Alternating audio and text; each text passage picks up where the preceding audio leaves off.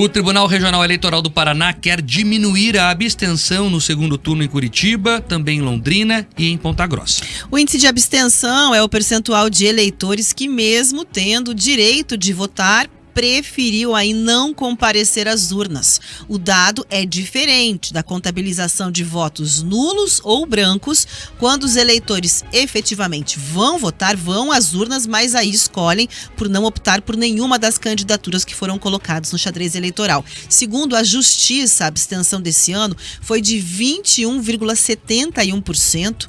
Isso significa que aproximadamente 34 milhões de eleitores não votaram em todo o país. No Paraná, entretanto, houve um aumento da abstenção na maioria das grandes cidades do estado. Na capital, o índice de abstenção caiu de 30,18 para 27,74, mas mesmo assim ainda supera a média nacional. Isso representa 394.912 pessoas que deixaram de votar no último domingo. Além disso, é o sexto maior índice entre todas as capitais, atrás apenas de Porto Alegre, Rio de Janeiro e Belo Horizonte, e também Goiânia e Florianópolis. Em razão disso, o Tribunal Regional Eleitoral decidiu lançar uma campanha para conscientizar o eleitor sobre a importância de comparecer à votação. O segundo turno das eleições está marcado para o dia 27 de outubro e até lá, representantes da Justiça Eleitoral pretendem, nesse curto espaço de tempo, convencer os eleitores que não participaram do primeiro turno a sair de casa para votar. O presidente do Tribunal Regional Eleitoral do Paraná, desembargador Sigurd Roberto Bengtsson, inclusive fez um apelo para que a população participe do segundo turno das eleições. Em Curitiba, mais de 394 mil pessoas não compareceram para votar no primeiro turno. Isso representa 27,74% do total do eleitorado. Vamos ouvir aí o que disse o presidente do TRE. O Tribunal Regional Eleitoral está fazendo uma campanha de conscientização e apresentamos isso perante todas as entidades que aderiram ao Pacto da Paz, as 350 entidades, para que chamemos, o eleitor e a eleitora curitibanos para que compareçamos aí às urnas e para o melhor da nossa cidade. O número aqui de Curitiba corresponde a 394.912, que é 27,74% dos eleitores e eleitoras. O advogado especialista em direito eleitoral e cientista político Roosevelt Arraes comentou o cenário de abstenção na capital e reforçou que o índice é preocupante.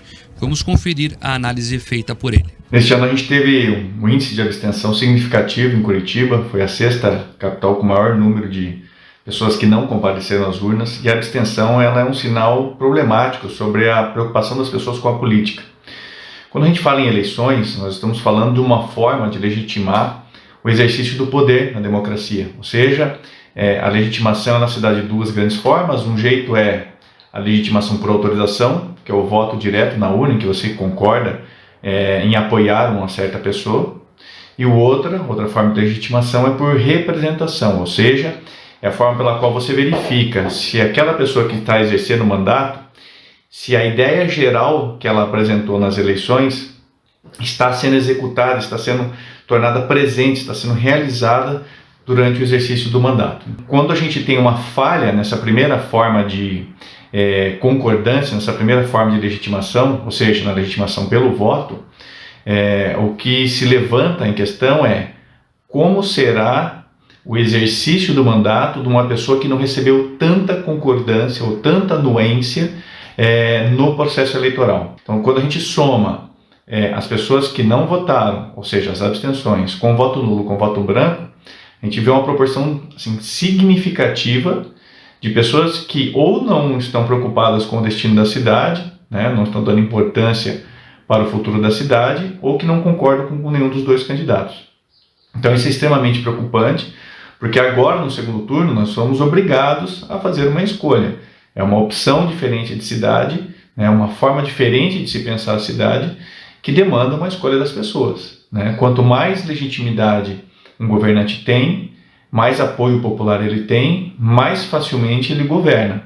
Quanto menos legitimidade, menos apoio popular, ou seja, menos consentimento, mais dificuldades em tese ele terá para governar, seja por conta de não contar com o apoio da sociedade, seja por conta dos conflitos que podem surgir dentro da própria cidade, enfim, a tensão que pode surgir dentro da própria cidade, em razão da baixa legitimidade da governança. Então, a abstenção é sim muito preocupante, e agora nós temos o segundo turno, que é uma segunda oportunidade para aí sim tomar uma decisão em favor de um ou outro projeto de governo. Então é muito importante que as pessoas compareçam às urnas, se informem sobre os candidatos. Agora nós não temos assim muitos candidatos, são apenas 2, né, que vão decidir aí o pleito. Então é absolutamente necessário para que a gente tenha um governo legitimado, né, um governo que conduza a cidade de forma adequada, com menos tensões, menos conflitos possível, que ele tenha um alto índice de votos. Na segunda maior cidade do estado, a abstenção passou de 25,87% em 2020 para 27,77% neste ano. Foram 111.016 pessoas que não compareceram às urnas. Em Ponta Grossa, a abstenção também foi alta, de 23,98%, representando aí cerca de 62 mil pessoas. Nas eleições anteriores, em 2020, esse índice foi de 23,02%, ou seja, bastante parecido. Em Cascavel, o índice de faltosos subiu de 24,37% para 25,22% em 4 anos, chegando aí à casa dos 60 mil pessoas. Já em Maringá, a abstenção caiu de 30,02% em 2020 para 28,42% este ano. Esse percentual corresponde a 85.327 eleitores que não votaram. Em Foz do Iguaçu, a abstenção aumentou de 23% para 24%. Isso representa 50 mil eleitores. Em São José dos Pinhais, o índice de faltosos passou de 25,26% para 25,39% neste ano, totalizando 56 mil pessoas. Quase não teve alteração em São José dos Pinhais. Então vamos lá, vamos entender o que está acontecendo. Eu acho que essa discussão é mais profunda e, com todo respeito ao TRE, não é uma campanha chamando o eleitor para a urna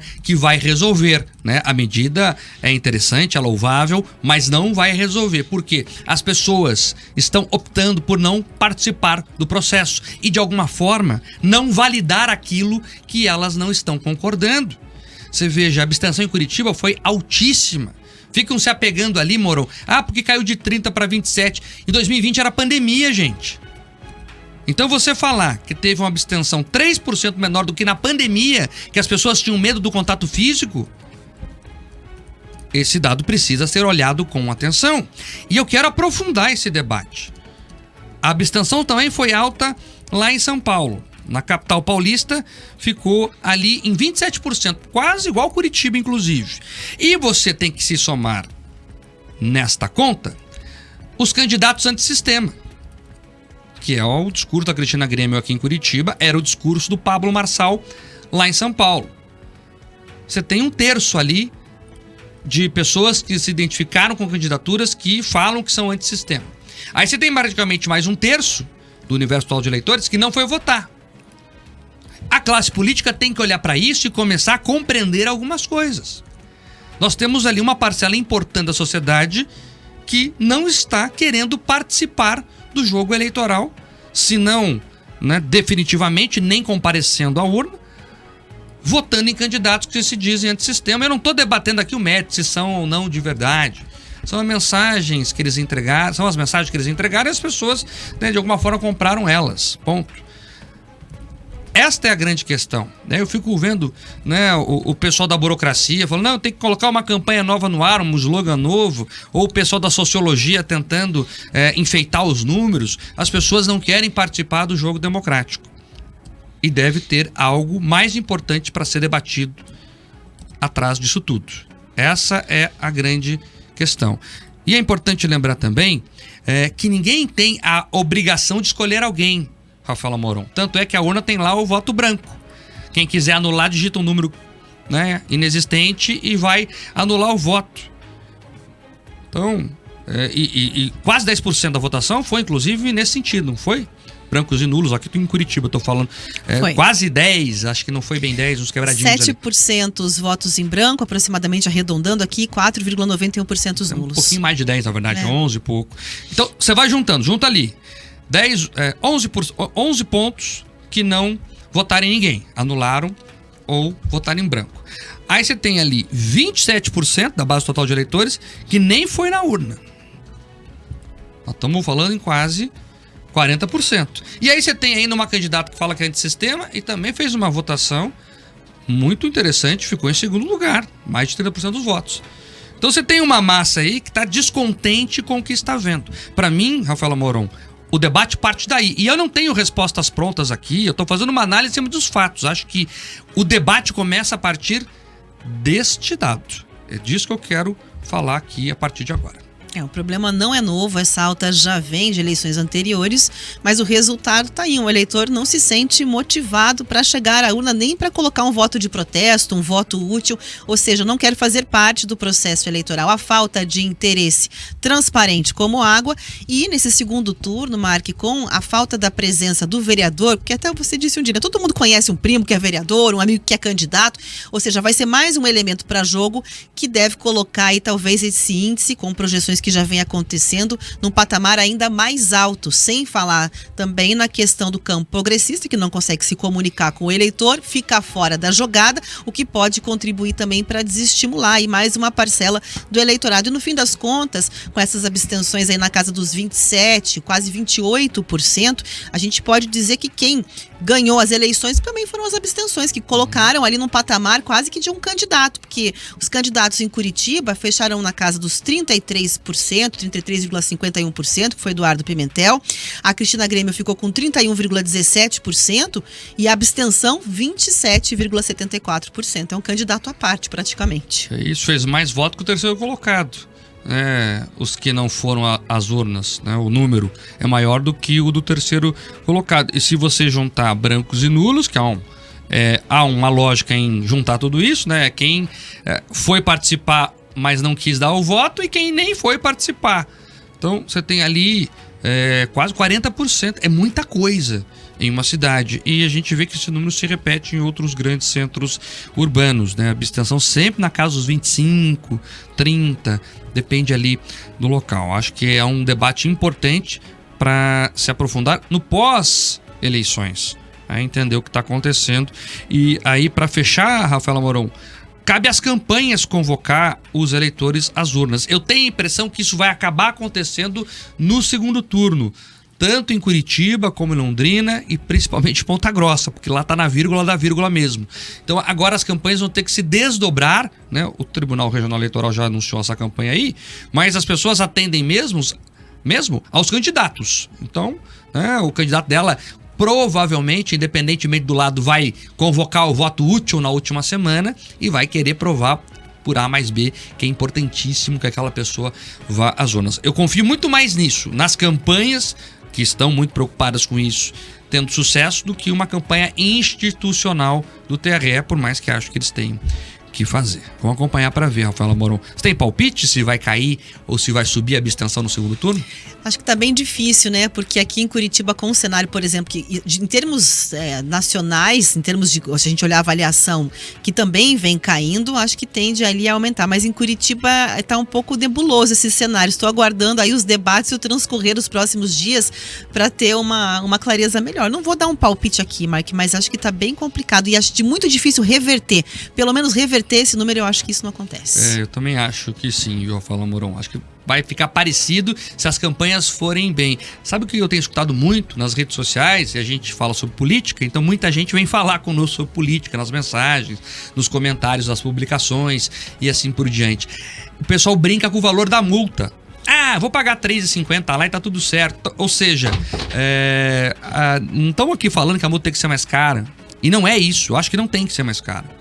Mas nós estamos dizendo que as pessoas estão optando de verdade, né? Ela coloca lá, né, a multa como algo irrisório e fala, ela não quer votar, ela não quer participar do processo. De alguma forma ela não valida aquilo.